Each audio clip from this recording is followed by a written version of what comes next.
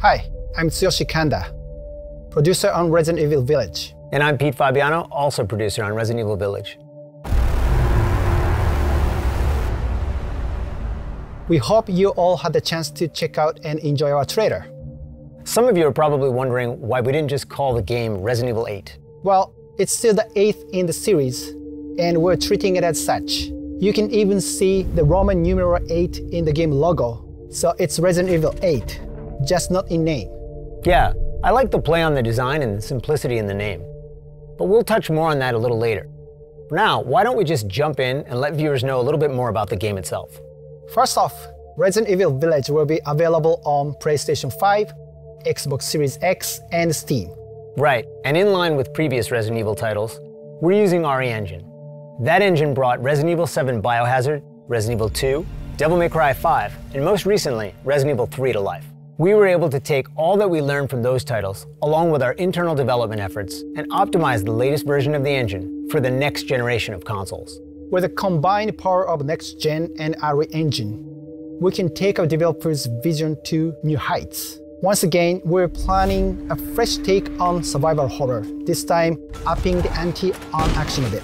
Realistic graphics and immersive audio, coupled with no load times, will really draw you into the world we've created for Resident Evil Village.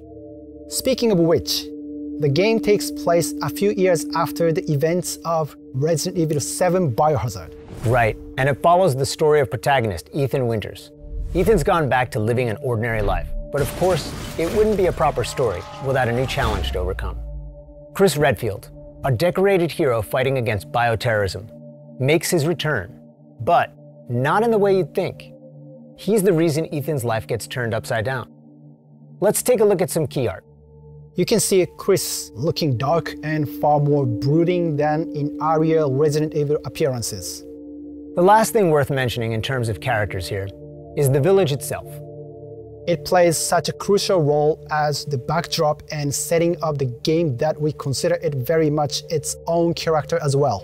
Alright, shifting gears, let's talk a bit about the game's design. You'll notice the familiar first-person perspective from Resident Evil 7 Biohazard.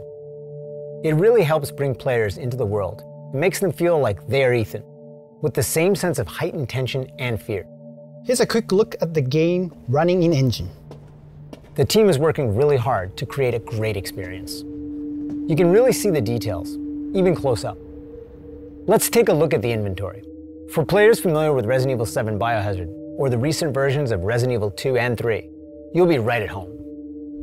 We hope you enjoyed this additional look into Resident Evil Village. Oh, and here's one more piece of key art. You might want to pay extra close attention to this one. There's a lot that's being shown in it.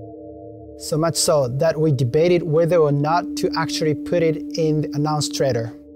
Take a look and let your imagination run wild. We are aiming to have more to show you towards the end of summer.